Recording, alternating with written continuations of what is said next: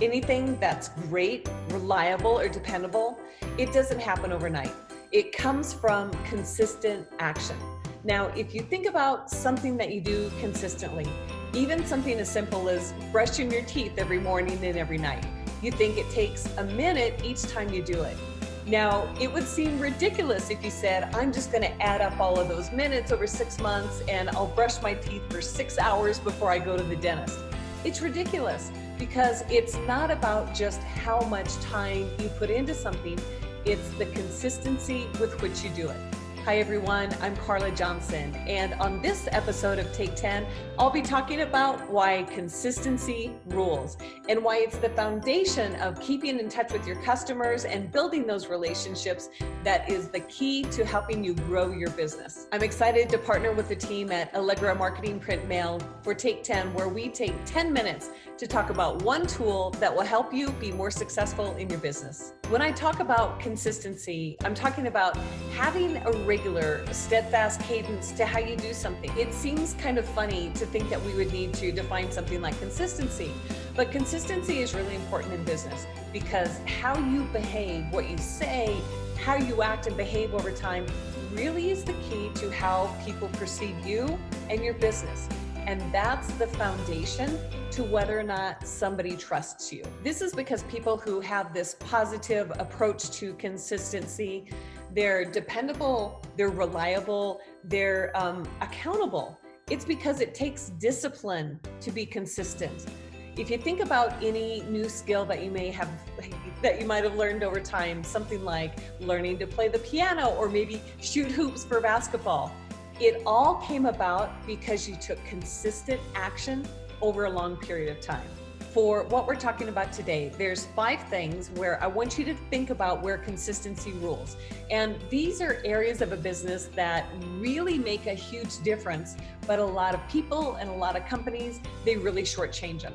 But they make a huge difference to your reputation over time. The first one is how you look at marketing and advertising.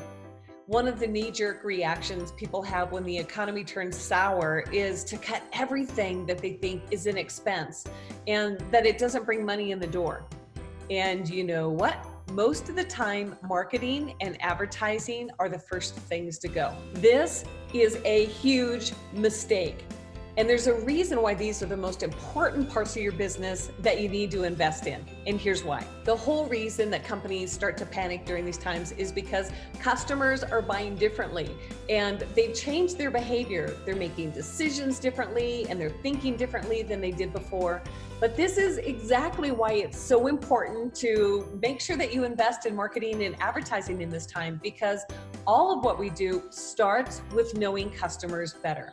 And it's not that you stop marketing and advertising, it's just that you get smarter about how you do it and making sure that you focus on your customer. Make sure that you're always starting with what matters most to your customers, to your audience, the people that you build relationships with, because as their needs change, so should your marketing and advertising strategy. It isn't always about pushing that product or service that you sell. It's really about, how can you solve the problems and answer the questions that your customers have. When you look at things from that point of view and that's how you behave, you will always be important to your audience. If you work in the business to business world, you think about the buying process there. Customers take 18 to 24 months to make a buying decision. Now, if you cut down on the marketing and advertising spend during an economic downturn, what you're doing is you're taking yourself out of communicating with the buyers during these important times that they're making these buying decisions. Now, if you fundamentally believe in what it is that you do and what it is that you sell and your course of action, you stay the course, because that's really important. And it takes us into our next point, and it's that this is the most crucial time to stay top of mind, because your competition is falling for the same scarcity thinking when it comes to investing in marketing and advertising. How many times have you said marketing would be so much easier if there just wasn't so much competition for people's attention? Well, you know what? Now's the time to take advantage of that, because while your competition is cutting back on what they're spending in marketing and advertising, there's less noise out there. This really matters when you go back and you do what we talked about in the first step about making sure that what you're doing is a great message, because great marketing is always responsive to what it is that matters most to your customers. So when you go back and you keep solving those problems for your customers at the same time that your competition is cutting back, it is a perfect time to really endear yourself to your customers, because you're helping them be successful and look good at a time when they really need it the most. That takes us to point number 3. When customers do make buying decisions, they go with who it is that they remember. And who they remember hinges on who they've heard from. Now think about this. When you're looking for help, who comes to mind? Is it somebody who you only hear from maybe every couple of years? Or is it somebody who you're in contact with on a regular basis? This is really important, because if you're a big company, you probably already have a sophisticated CRM system in place, but really, how well are you using it? Remember that the R in this acronym stands for relationship. And are you really using the content that you're developing and sending out to strengthen that relationship with your customers? Because you have to know what that customer journey looks like so that you can make sure that you're the person who's there delivering the right kind of content at the right place at the right time. Now, if you're a smaller company, there are plenty of affordable CRMs out there. And these are really important because they help you focus your time and attention, so you're not pulling your hair out as you try to stay in touch with your customers.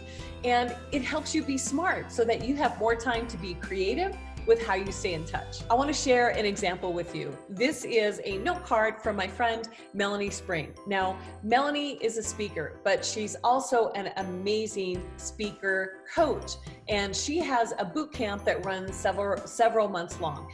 And I had reached out to her last year to talk to her about some training, either for myself or for some of my clients.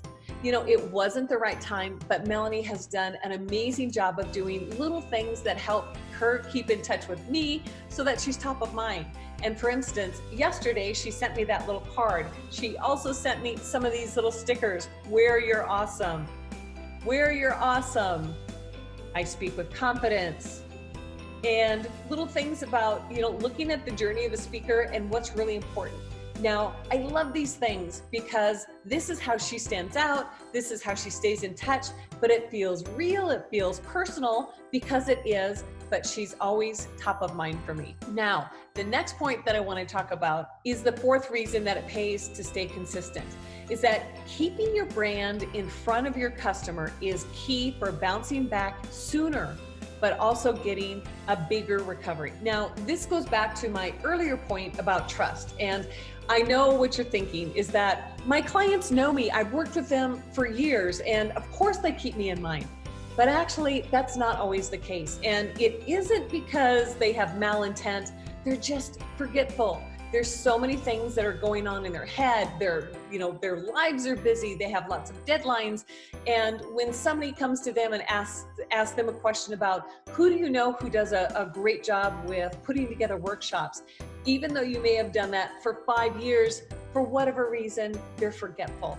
And what you have to do is to make sure that you stay in front of them so that when that question comes, you are always top of mind. Now, for those of you who do a whole range of things, this is an important point because you need to remind people of the breadth and the depth of the work that you do. And this takes us to our last point, number 5.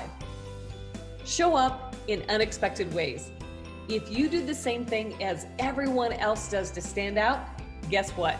You don't stand out. Think about a small token of appreciation that you can give your customers.